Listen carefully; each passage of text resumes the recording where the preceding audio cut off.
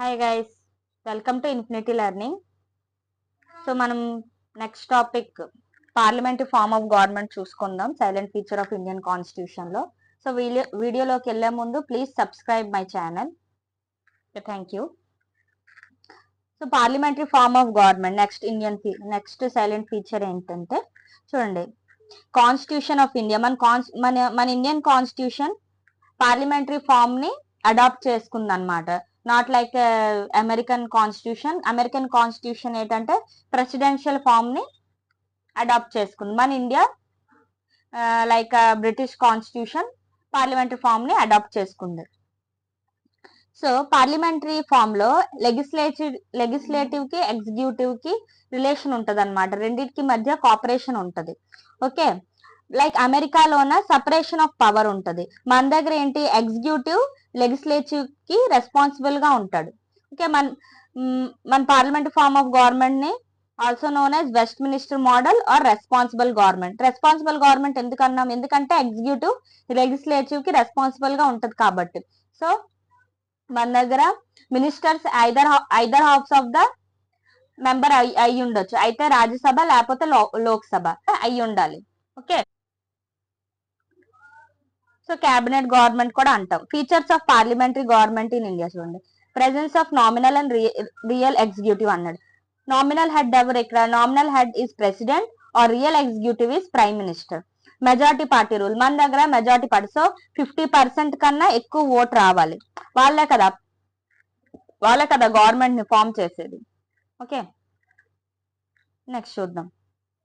Collective responsibility of the executive to the legislature. నేను ఇందాక చెప్పాను కదా, ఎగ్జిక్యూటివ్ లెగిస్లేచర్ కి రెస్పాన్సిబుల్ గా ఉంటది. Okay, membership of ministers in the legislature. So minister ఖచ్చితంగా మినిస్టర్ అయిన తర్వాత ఒకవేళ తన మెంబర్ కాకపోయి ఉంటే లోక్సభ రాజ్యసభ గానీ 6 months లోపు అయితే రాజ్యసభ లేకపోతే లోక్సభ మెంబర్షిప్ తీసుకోవాలి.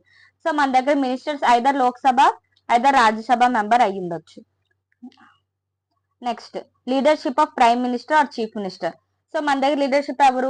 Prime minister or chief minister.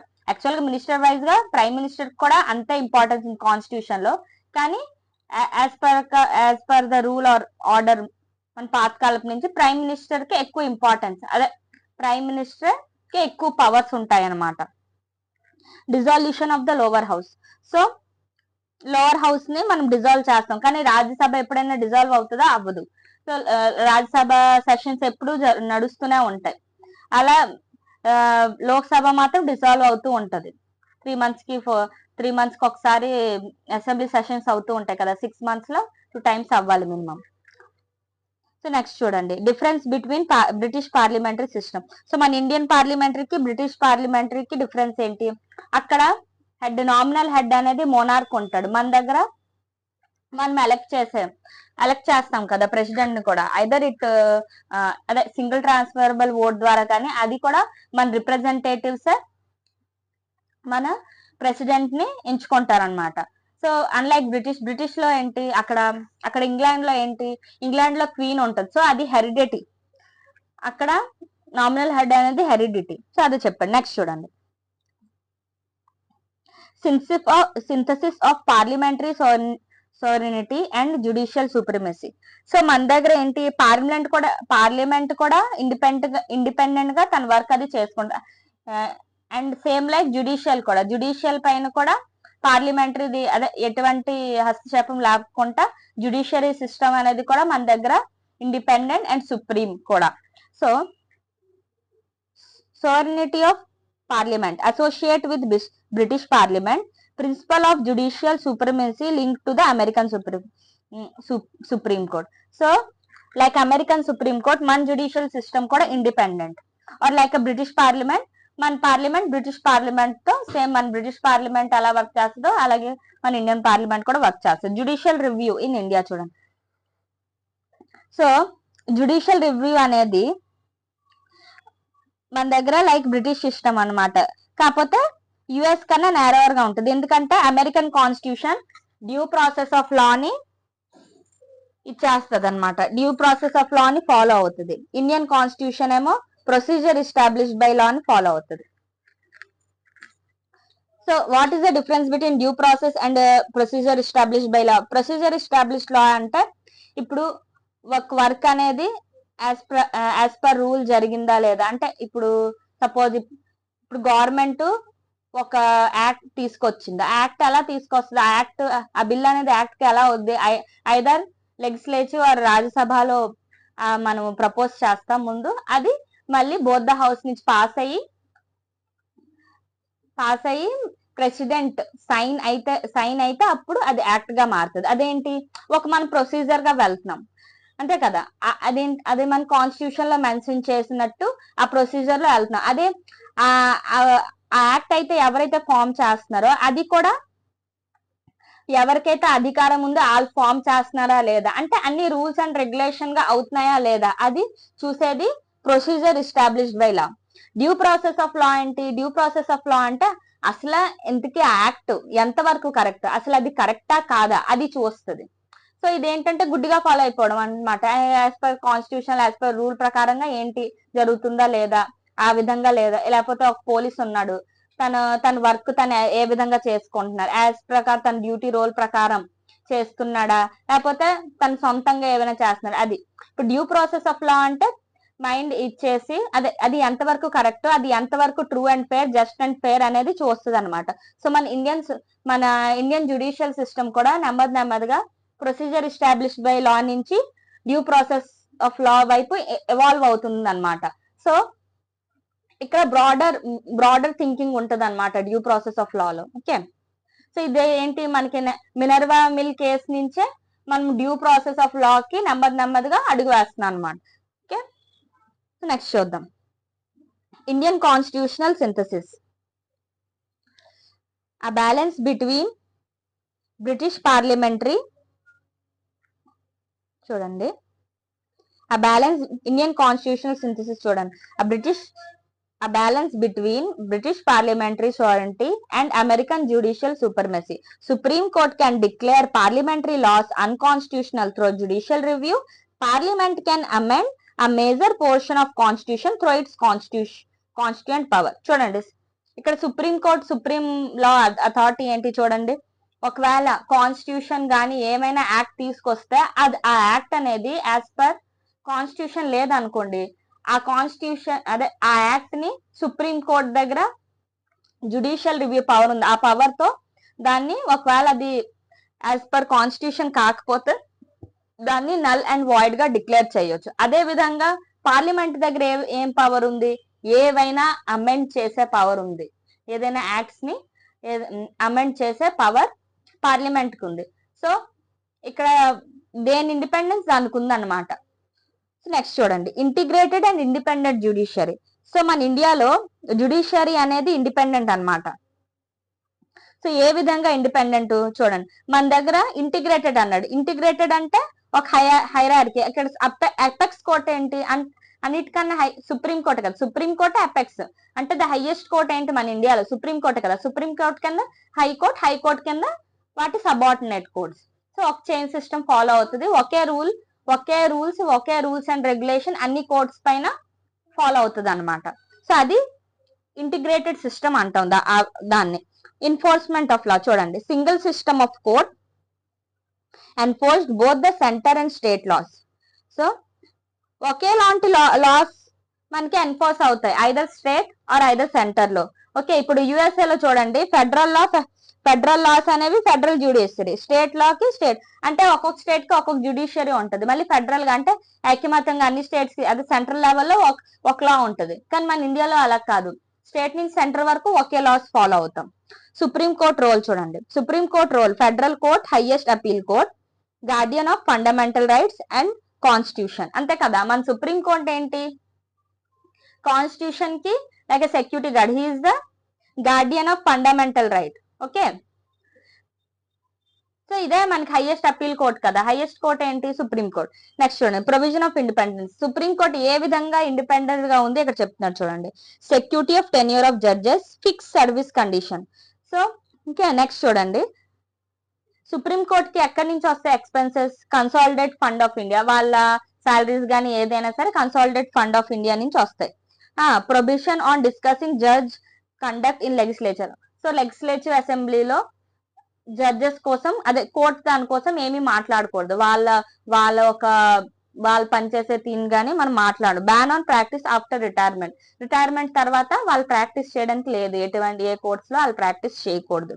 Contempt of court power vested in supreme court. ఒకవేళ కోర్టు దాన్ని వాళ్ళ మాటని ఎవరైనా చెవడాడితే, ఎవరైనా అదే సంథింగ్ కోర్ట్ కోసం బ్యాడ్ గా మాట్లాడితే అది కంటెంప్ట్ ఆఫ్ కోర్ట్ అంటారు. సో అది కూడా ఎవరి హ్యాండ్ లో ఉంది? సుప్రీం కోర్ట్ పైన ఉంది. సో కంటెంప్ట్ ఆఫ్ కోర్ట్ మనం చేయకూడదు. Separation of judiciary from executive, అంతే కదా, ఎగ్జిక్యూటివ్ నుంచి కంప్లీట్ గా జ్యుడిషియరీ అని సెపరేట్. సో వాళ్ళ ప్రమోషన్ గానీ, ఇప్పుడు హైకోర్టు జడ్జెస్ ప్రమోషన్స్ గానీ, వాళ్ళ పోస్టింగ్ గానీ అవన్నీ ఎవరి చేతిలో ఉంటాయి? సుప్రీం కోర్ట్ చేతుల్లో ఉంటాయి. ఓకే, ఫండమెంటల్ రైట్స్ చూడండి. సో ఇదొక ఫీచర్, ఫండమెంటల్ రైట్స్.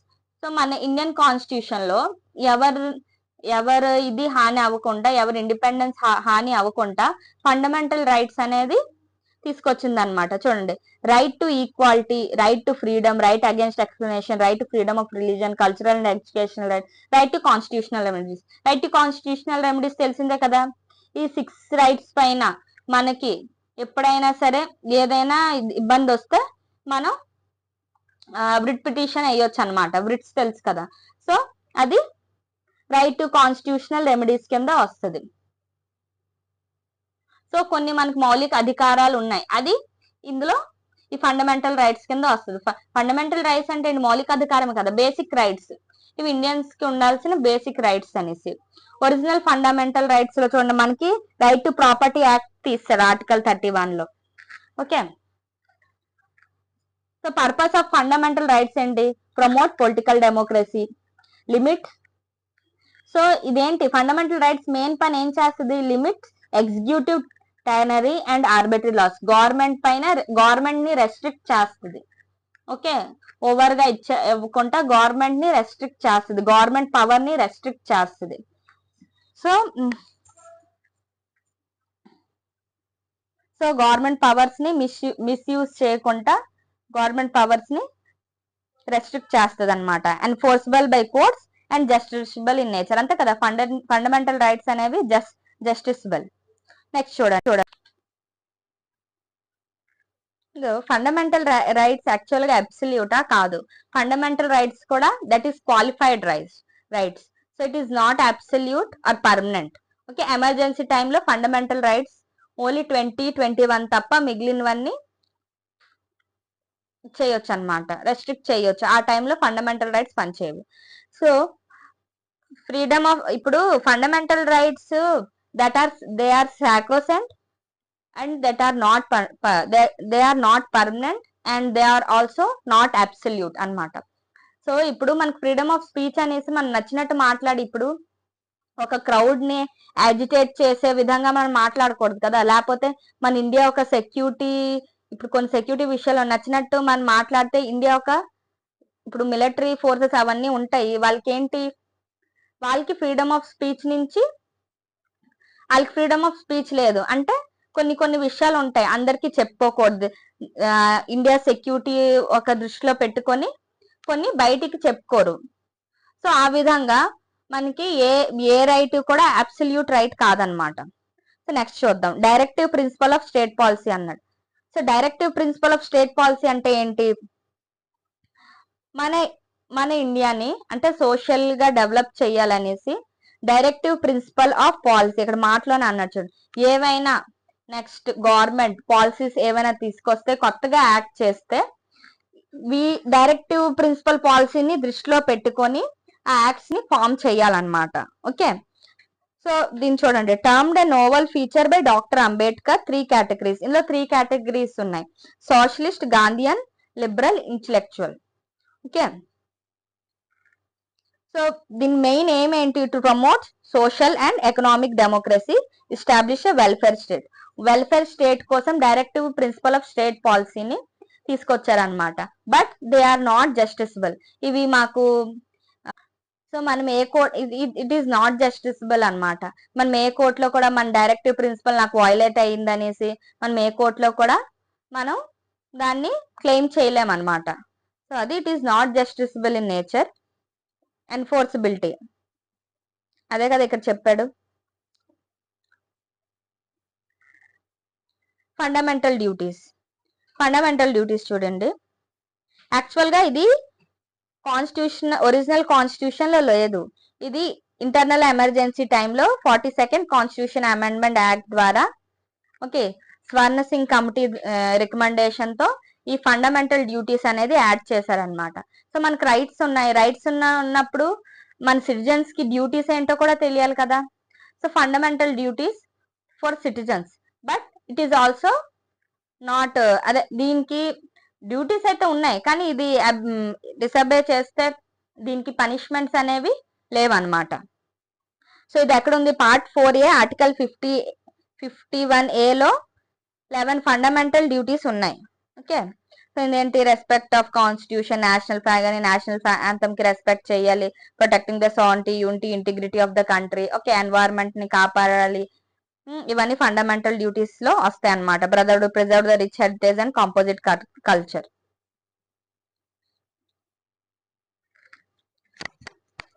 చూడండి, purpose of fundamental right serve as a reminder to citizens about their responsibility while enjoying rights, conscious of duties to country, society and fellow citizenship. So ఇది కూడా not justiciable in nature, not legally binding, but highlights the moral and ethical responsibility of the citizens. Okay, next feature చూడండి. So మన India అనేది ఒక secular state అన్నమాట. Secular అంటే ఏంటి? అసలు ఏ రిలీజన్ ని సపోర్ట్ చెయ్యందని మన సెక్యులర్ స్టేట్ ఉంటుంది. సో మన ఇండియాకి అనేది రిలీజియన్ అనేది లేదు. ఓకే, మన ఇండియాకి అఫీషియల్ గా రిలీజియన్ అనేది లేదు. Okay, provision indicating secularism. Secular was added to ప్రియంబల్ by 42nd amendment act 1976. ఇది యాక్చువల్ గా ఒరిజినల్ గా లేదు, ప్రియంబల్ లో 42nd అమెండ్మెంట్ ద్వారా యాడ్ చేశారు. 42nd అమెండ్మెంట్ ద్వారా ఎందుకు యాడ్ చేశారంటే ప్రియంబల్ ఏంటి? ఇట్స్ లైక్ సో ప్రియంబల్ అనేది మనకి సినాప్సిస్ లాంటిది అన్నమాట. సో సినాప్సిస్ లో ఏంటి? ఆ మొత్తం ఆ బుక్ లో ఏమేమి ఉంది అవన్నీ ఫీచర్స్ అనేది మనకు ఫస్ట్ పేజ్ లో తెలిసిపోద్ది అనమాట. సో ఆ విధంగా మన ఇండియాకి ఏ ధర్మం లేదు, అన్ని ధర్మాలు ఒక్కటే అని చెప్పడానికే సెక్యులర్ అనే పదాన్ని ప్రియంబల్ లో యాడ్ చేశారనమాట 42nd అమెండ్మెంట్ ద్వారా. The preamble ensure liberty of belief, faith and worship of all citizens. Okay, equality before the law, non discriminator on the grounds of religion. Okay, equality before the law ఉండాలి, ఎవరిని religion పరంగా ఎవరిని discriminate చేయకూడదు. అది అందులో చెప్తుంది, article 1415 లో చెప్తుంది. చూడండి, ఇవన్నీ ground of religion secular state కి ఎగ్జాంపుల్స్ అన్నమాట. Equality of opportunity in public employment, freedom of consciousness and right to profess, practice and propagate any religion, article 25 లో. Right to religious denomination to manage, no compel tax for promoting a particular religion, article 27. No religious instruction in state maintained educational institution అని. So ఏ education లో కూడా separate గా religious instruction అనేది ఇవ్వకూడదు, article 28 లో. State maintain చేసింది. Okay, private కాదు, state government schools లో వాటిలో. Right to conserve distinct language, script or culture. Minorities right to establish, administer educational institutes. Minorities వాళ్ళ ఎడ్యుకేషనల్ ఇన్స్టిట్యూట్ ని మెయింటైన్ చేసుకోవచ్చు. Okay, state and for uniform civil code, article 44. Uniform civil code అంటే ఏంటి? అన్ని religion కి ఒకేలాంటి rules follow అయితే దాన్ని మనం యూనిఫామ్ సివిల్ కోడ్ అంటాం. Universal adult franchise, basics for Lok Sabha and state legislative assembly. Universal adult franchise ఏంటన్నాడు? సో అడల్ట్ అని మనం ఎవరిని అంటున్నాం? 18 అబౌవ్ 18 ని మనం అడల్ట్ అంటున్నాం. దేనికోసం? ఓట్ వేయడం కోసం. Voting age reduce to 18 from 21 in 99. First 21 ఉండేది, 1989 లో 61st అమెండ్మెంట్ ద్వారా ఓటింగ్ ఏజ్ అనేది 21 to 18 రెడ్యూస్ చేసాం అనమాట. సో ఫస్ట్ టైం ఇది మన ఇండియాలోనే ఎక్స్పెరిమెంట్ చేశారు. సో కొన్ని చాలా కంట్రీస్ లో అప్పటికే ఉమెన్స్ కి ఓటేసే అధికారం లేదు, కొన్ని ప్రాపర్టీస్ అంటే వీళ్ళు వేయాలి, వాళ్ళు వేయాలి, చాలా రెస్ట్రిక్షన్స్ ఉండేవి. సో అందరూ వేసేవారు కాదు. అందరికి వేసే ఛాన్స్ లేదనమాట. సో అందరికి వేసే రైట్ ఇవ్వలేదు. సో మన ఇండియన్స్ మాత్రం మన ఇండియన్ కాన్స్టిట్యూషన్ లోనే యూనివర్సల్ అడల్ట్ ఫ్రాంచైజ్ అంటే 18 years దాటాక ఎవరైనా ఓట్ వేసే అధికారం ఉందన్నమాట. సో ఒరిజినల్ కాన్స్టిట్యూషన్ 21 చేశారు, తర్వాత 1989 అమెండ్మెంట్ లో ఆ 21 కాస్త 18 చేశారు అనమాట. సో నెక్స్ట్ చూడండి, impact of universal adult franchise. చూడండి, broader democracy making it inclusive, enhances self respect and prestige of all common people. అంతే కదా, మనం ఫస్ట్ బ్రిటిష్ మన ఇండియాని పరిపాలించినప్పుడు ఏంటి, ఈ ప్రాపర్టీ ఉండాలి, ఇంత చదువు ఉండాలి, వాళ్ళే ఓట్ వేయగలరు అనే ఇది ఉండేది, కాన్సెప్ట్ ఉండేది అనమాట. ఇప్పుడు 18 years తర్వాత చదువు దేంతోటి సంబంధం లేదు, జస్ట్ 18 years అయ్యి ఉంటే చాలు, అంటే వాళ్ళకు ఆలోచన జ్ఞానం వస్తే చాలు, వాళ్ళ రిప్రజెంటేటివ్స్ ని వాళ్ళే సెలెక్ట్ చేయగలరు అనేసి ఆ కాన్సెప్ట్ తో మనకి యూనివర్సల్ అడల్ట్ ఫ్రాంచైజ్ ని తీసుకొచ్చారనమాట. సో దానివల్ల ఏంటి, ఈక్వాలిటీ అనేది పెరిగింది. ఓకే, మైనారిటీస్ కూడా వాళ్ళ రైట్స్ ని ప్రొటెక్ట్ చేసే అధికారం వచ్చిందనమాట. సో చూడండి, నెక్స్ట్ చూడండి, సింగిల్ సిటిజన్షిప్. సో మన ఇండియాకి ఏంటి, మనం ఏ స్టేట్ లో ఉన్నా ఏంటున్నా మనకు ఓన్లీ ఒక సిటిజన్షిప్ ఉంది, that is Indian citizenship. Like అమెరికాలో ఏంటి, ప్రతి స్టేట్ కి వాళ్ళ స్టేట్ ఒక సిటిజన్షిప్ ఉంది, వాళ్ళ స్టేట్ కి ఒక వాళ్ళ సపరేట్ కాన్స్టిట్యూషన్ అనేది ఉంది. కానీ మన ఇండియాలో అలా లేదు, ప్రతి స్టేట్ కి మొత్తం ఆల్ స్టేట్స్ కి ఒకటే citizenship, that is Indian citizenship అనమాట. ఓకే, సో ఛాలెంజెస్ అడిగాడు. Challenge despite single citizenship, communal riots, class conflicts, caste wars, linguistic classes, ethnic ఇవన్నీ మన సింగిల్ సిటిజన్షిప్ ఉన్నా కూడా మన ఇండియా అనేది ఇవన్నీ ఫేస్ చేస్తుంది అనమాట. Communal rights, class conflicts, caste wars ఇవన్నీ తగ్గించడానికి. అంటే సింగిల్ సిటిజన్షిప్ లేదనుకోండి, అప్పుడు ఇవన్నీ ఇంకా ఎక్కువైపోతాయి. కమ్యూనల్ రైట్స్ అని, క్లాస్ కాన్ఫ్లిక్ట్స్ అని, క్యాస్ట్ వార్స్ అని, లింగ్విస్టిక్ క్లాసెస్ అని, ఎథనిక్ డిస్ప్యూట్స్ అని. ఎందుకంటే మన ఇండియాలో చాలా రకాల క్యాస్ట్ ఉన్నాయి, చాలా రకాల లాంగ్వేజెస్ స్పీక్ చేస్తారు. ఓకే, సో కంప్లీట్ గా డైవర్స్ కంట్రీ అన్నమాట మనది. సో ఆ ఈక్వాలిటీని పెంచడానికే మనము సింగిల్ సిటిజన్షిప్ అనేది ఫాలో అవుతున్నాం అనమాట. ఇండిపెండెంట్ బాడీస్ చూడండి, మన ఇండియన్ కాన్స్టిట్యూషన్ ఏంటంటే legislative, executive, judge organs, okay, UPSC, SPSC ఇవన్నీ ఏంటి, ఆడిటర్ జనరల్, ఇవన్నీ కంప్లీట్ గా ఇండిపెండెంట్ బాడీస్ అన్నమాట. ఎలక్షన్ కమిషన్, ఎక్కడైనా సరే ఎలక్షన్ కమిషన్ అనేది ఇండిపెండెంట్ గా ఉంటేనే ఫ్రీ అండ్ ఫెయిర్ ఎలక్షన్ ని చేయగలదు అనమాట. Okay, control and auditor general to audit the account of central and state government. Next చూడండి, చెప్పాను కదా, UPSC, union public service commission, state public service commission. So ఇవన్నీ ఏంటి, ఇండిపెండెంట్ బాడీస్ అన్నమాట. Emergency provisions చూడండి. సో మన ఇండియాలో ఇంకొక ఫీచర్ ఏంటి, ఎమర్జెన్సీ ప్రొవిజన్స్, ఇంకొక మంచి ఫీచర్. నేషనల్ ఎమర్జెన్సీ ఎప్పుడు డిక్లేర్ చేస్తాం, article 352, on the grounds of war, external aggression or any armed rebellion. State emergency, failure of constitutional machinery, అంటే కాన్స్టిట్యూషన్ ప్రకారంగా నడకపోతే, అక్కడ గవర్నమెంట్ ఇదైపోతే అప్పుడు స్టేట్ ఎమర్జెన్సీని మనం ఫాలో చేస్తాం. అంటే ప్రెసిడెంట్ రూల్ నే స్టేట్ ఎమర్జెన్సీ అంటాం. ఫైనాన్షియల్ ఎమర్జెన్సీ, థ్రెట్, ఇప్పుడు ఏమైనా బాగా ఇండియాకి ఫైనాన్షియల్ క్రైసిస్ వస్తే అప్పుడు ఫైనాన్షియల్ ఎమర్జెన్సీ అనేది వస్తుంది అని అనమాట. ఇప్పుడు దాకైతే ఫైనాన్షియల్ ఎమర్జెన్సీ మన ఇండియాకి రాలేదన్నమాట.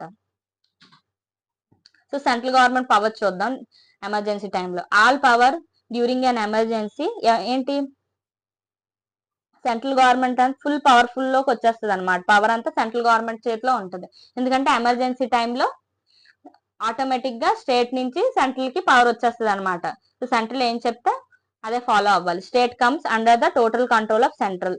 Federal structure transformation into unitary one without formal constitution amendment. So without any constitutional amendment emergency టైంలో ఫెడరల్ స్ట్రక్చర్ కాస్త యూనిటరీ ఫామ్ గా వచ్చేస్తుంది అనమాట. That is the very unique feature of our Indian constitution. Next చూడండి, 3-tier government అన్నాడు. 3-tier government అంటే ఏంటి, central government, state government, local government. ఈ లోకల్ గవర్నమెంట్ కి మెయిన్ గా పునాది ఎవరు వేశారంటే లార్డ్ రిప్పన్. ఆ టైంలో ఆయన సెల్ఫ్ గవర్నమెంట్ అనే కాన్సెప్ట్ ని, అదే లోకల్ గవర్నమెంట్ అనే కాన్సెప్ట్ ని తీసుకొని వచ్చారనమాట. సో ఈ మనకి లోకల్ గవర్నమెంట్ అనేది ఒరిజినల్ గా మన కాన్స్టిట్యూషన్ లో లేదు. ఇది మనకి 73rd constitution and 74th constitution amendment ద్వారా municipalities and panchayati raj system ని తీసుకొచ్చారనమాట. 73 ద్వారా పంచాయతీ రాజ్ సిస్టమ్, అది పార్ట్ 9 షెడ్యూల్ 11 లో ఉంది. 74th కాన్స్టిట్యూషన్ అమెండ్మెంట్ లో పార్ట్ 9 షెడ్యూల్ 12 మున్సిపాలిటీస్ లో ఉంది. అదే municipalities as per 74th constitution amendment part 9 schedule 12 ప్రకారం తీసుకొచ్చారనమాట. ఓకే, మున్సిపాలిటీ గవర్నెన్స్ అనేది. సో మున్సిపాలిటీలో 3 టైప్స్ ఉంటాయి: nagar panchayat, municipal council, municipal corporation. So next వచ్చే లెసన్ లో ఇవన్నీ మనం చాలా డీటెయిల్ గా చదువుకుంటాం. నెక్స్ట్ చూడండి, కోఆపరేటివ్ సొసైటీస్ అన్నారు. కోఆపరేటివ్ సొసైటీస్ కూడా one of the best feature. ఇది 97th కాన్స్టిట్యూషనల్ అమెండ్మెంట్ యాక్ట్ ద్వారా కోఆపరేటివ్ సొసైటీస్ కి కాన్స్టిట్యూషనల్ గా ప్రొటెక్ట్ చేశారనమాట. సో ఇది ఫండమెంటల్ రైట్ లో కూడా ఇజెక్ట్ చేశారు, అండ్ ఆల్సో డైరెక్టివ్ ప్రిన్సిపల్ లో కూడా ఆర్టికల్ 43B లో పెట్టారు. ఇది ఎందుకు అంత ఇంపార్టెన్స్ ఇచ్చారంటే, ఇప్పుడు కొన్ని రిసోర్సెస్ అన్ని గవర్నమెంటే క్లియర్ చేయలేదండి, కొన్ని సొసైటీ కింద వదిలేయాలనేసి గ్రూప్ ఆఫ్ పర్సన్స్ వాళ్ళ రిసోర్సెస్ అన్ని గ్యాదర్ చేసుకొని దాన్ని ఫ్రూట్ఫుల్ గా వాళ్ళ ప్రాబ్లమ్ సాల్వ్ చేసుకోవడానికి ఈ కోఆపరేటివ్ సొసైటీ అనే కాన్సెప్ట్ అనేది వచ్చిందనమాట. సో ఈ కోఆపరేటివ్ సొసైటీ ఆర్టికల్ 243 ZH నుంచి ZT వరకు పార్ట్ 9B లో యాడ్ చేశారు. సో నెక్స్ట్ చూడండి, criticism of constitution. So constitution లో ఏ విధంగా దాన్ని క్రిటిసైజ్ చేశారో చూద్దాం. సో కాన్స్టిట్యూషన్ ని చాలా విధాలుగా అన్నారు, ఎందుకంటే ఇది అన్ని దేశాల కాన్స్టిట్యూషన్ ని బాగా చదివి రాశారు కాబట్టి దీన్ని బారోడ్ కాన్స్టిట్యూషన్ కూడా అంటారు. అంటే అన్ని కాన్స్టిట్యూషన్ లో ఒక్కొక్క ప్రొవిజన్, నచ్చిన ప్రొవిజన్ అని తీసుకొచ్చి ఇండియన్ కాన్స్టిట్యూషన్ లో అంటించేసి దీన్ని అంత బల్కీగా చేస్తారు అనేసి అంటారు. ఓకే, ఆ విధంగా లేబుల్ చేస్తారు. చూడండి, బారోడ్ కాన్స్టిట్యూషన్ అన్నారు. ఎందుకు? ఇది ల్యాక్స్ ఒరిజినాలిటీ, ఇది ఒరిజినల్ గా రాయలేదు. ఓకే, ఇది అన్ని కాన్స్టిట్యూషన్ నుంచి కాపీ చేసి కాపీ పేస్ట్ లైక్ చేశారు. It is very demeaned, unfair and illogical modification to borrowed features. Okay, so ఈ ఆయన ఏంటి, ఇది నేషనల్ నీడ్స్ కి తగ్గట్టు రెడీ చేశారు. ఐదర్ అంటే వేరే వేరే కంట్రీస్ కాన్స్టిట్యూషన్ లో నుంచి మనం తీసుకున్న వాళ్ళు ఏ తప్పులు చేశారో మనం ఆ తప్పుల్ని అదే దాన్ని మళ్ళీ మనం అలాంటి తప్పులు చేయకూడదు అనేసి ద బెస్ట్ ఫీచర్స్ అనేది మేము తీసుకొచ్చాము. ఇదంతా పొలిటికల్ గా ఇవాల్వ్ అయ్యి ఉంది కాబట్టి ఇప్పుడు సడన్ గా ఏమి కాన్స్టిట్యూషన్ అనేది కొత్తగా ఏమి ఇండియా కొత్తగా రూల్స్ ఏమి తీసుకురాదు కదా. సో పొలిటికల్ థియరీ అన్ని దగ్గర మాక్సిమం ఒకలాగే ఉంటుంది. ఆ ఇవాల్వ్మెంట్ ని వాళ్ళు చేసే మిస్టేక్స్, వాళ్ళది అక్కడ ఏంటి మంచి చెడ్డ అనేది చూసుకొని సో మంచి ప్రొవిజన్స్ ని హైలైట్ చేసుకొని మన కాన్స్టిట్యూషన్ లో తీసుకొచ్చారు అనమాట. డిస్మిస్ ద, సో బ్లైండ్లీగా అన్ని ఏం కాపీ చేయలేదు అనేసి చెప్తున్నారు అనమాట. Dismiss the charge of blindly copying other countries constitution as based on inadequate study. So చూడండి, second carbon copy of 1935 act అంటారు. సో 1935 యాక్ట్స్ లో చాలా ప్రొవిజన్స్ అనేది మన ఇండియన్ కాన్స్టిట్యూషన్ లో యాడ్ చేశారనమాట. సో చూడండి, ఎన్ శ్రీనివాస్ ని అలా డిస్క్రైబ్ చేశారు. Describe the constitution as close resembling the 1935 act in language and substance. Ivor Jennings noted direct derivation and textual similarities between the constitution and 1935. Direct గా అవే acts డెరివేట్ చేసి complete గా text కూడా similar గా ఉన్నాయి అని ఐవర్ జెన్నింగ్స్ అంటున్నారు. PR Deshmukh commented that constitution added adult franchise to 1935 act. PR Deshmukh ఏంటన్నారు, just 1935 act కి అడల్ట్ ఫ్రాంచైజ్ యాడ్ చేస్తారు, అదే ఇండియన్ కాన్స్టిట్యూషన్ అయిపోయింది అనేసి పిఆర్ దేశ్ముఖ్ గారు కామెంట్ చేశారనమాట.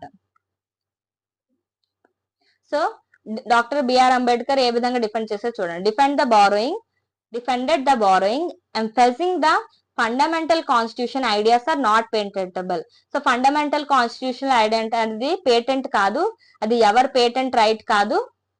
ఓకే, అది చెప్తున్నారు అనమాట. Administrative details. Doctor Ambedkar express regret that borrowed provision mainly related to administrative details. So borrowed constitution provisions mainly administrative purpose కోసం మెయిన్ గా బారో చేశారు అని చెప్తున్నారు. An Indian or anti Indian. So an Indian, anti Indian ఎందుకు అన్నారంటే that it does not align with Indian political tradition. అంటే Indian political tradition అంతా complete గా ఇండియన్ కాన్స్టిట్యూషన్ డిఫరెంట్ కదా. K. Hanmantaya expressed dissatisfaction comparing the desired music of Veena or Sitar to perceived English band music in the constitution. అర్థమయ్యే ఉంటది కదా. So ఒక వీణాని ఒక English band తో కంపేర్ చేస్తున్నారు. అంటే కాన్స్టిట్యూషన్ అనేది వీణా లాంటి కాన్స్టిట్యూషన్ చేయకుండా ఇంగ్లీష్ బ్యాండ్ లాంటి కాన్స్టిట్యూషన్ తీసుకొచ్చారు అనేసి K Hanumanthaiya. So different philosophers different వాదన అయితే చేశారనమాట. ఓకే. సో అని చూడండి, Loknath Mishra criticize the constitution as a slavish imitation of the west and slavish surrender to the west. Okay. Lakshmi Narayan Sahu observed that ideals in the draft constitution lacked a manifest relation to the fundamental spirit of India, predicted that constitution would not suitable and would break down soon after implementation. So in ఏ విధంగా predict చేశారు, Indian constitution మన India పైన ఏ మాత్రం suit అవ్వదు. So తొందరలో Indian constitution అనేది వాళ్ళు రాసి కాన్స్టిట్యూషన్ లాస్ అయితే ఫెయిల్ అయిపోతాయని చెప్తున్నారు అనమాట. సో ఇది అన్గాంధీయన్ కాన్స్టిట్యూషన్. సో ఇది కంప్లీట్ గా గాంధీ యొక్క ఆలోచన పైన ఆ ఆలోచనతో రాయలేదు. ఇందులో ఎక్కడ సోషల్ ఫీచర్స్ అనేది ఎక్కువగా మెన్షన్ చేయలేదు. Label the Indian constitution as ungandhian. Mahatma Gandhi philosophical ideas ఇందులో లేవు, మిస్ ద ఫిలాసఫికల్ ఐడియాస్ అన్నారు. ఎలిఫెంటాసైజ్. సో ఇది చాలా పెద్దది, అదే చాలా ఎక్కువ ప్రొవిజన్స్ ఉన్నాయి. ఆ విధంగా ఐవర్ జెన్నింగ్ అన్నారు. Sir Ivor Jenning suggested that borrowed provisions were not always well selected, describes the Indian constitution as too bulky and detailed. చాలా బల్కీగా ఉంది. HV Kamath compare the constitution to element, symbolize its bulkiness. So ఆ బల్కీనెస్ ని symbolise చేయడానికి constitution ని elephant తో compare చేశారనమాట HV Kamath గారు. Paradise of the lawyers. So ఇవన్నీ సో మన కాన్స్టిట్యూషన్ మేక్ చేసే వాళ్ళందరూ ప్రొఫెషనలీ మ్యాక్సిమం లాయర్స్ అనమాట. సో పారాడైజ్ ఆఫ్ లాయర్స్ గా చెప్పారనమాట ఐవర్ జెన్నింగ్స్ అనేవారు. సో ఈ హెచ్కే మహేశ్వరి. సో అవన్నీ లీగల్ లాంగ్వేజ్ లో ఉన్నాయి కాబట్టి కాన్స్టిట్యూషన్ లో నార్మల్ పీపుల్స్ అర్థం చేసుకోవడం, ఆ లాంగ్వేజ్ లో అర్థం చేసుకోవడం కష్టం అంటున్నారు అనమాట. సో అది ఇవ్వండి silent features of Indian constitution. Okay, thank you for watching.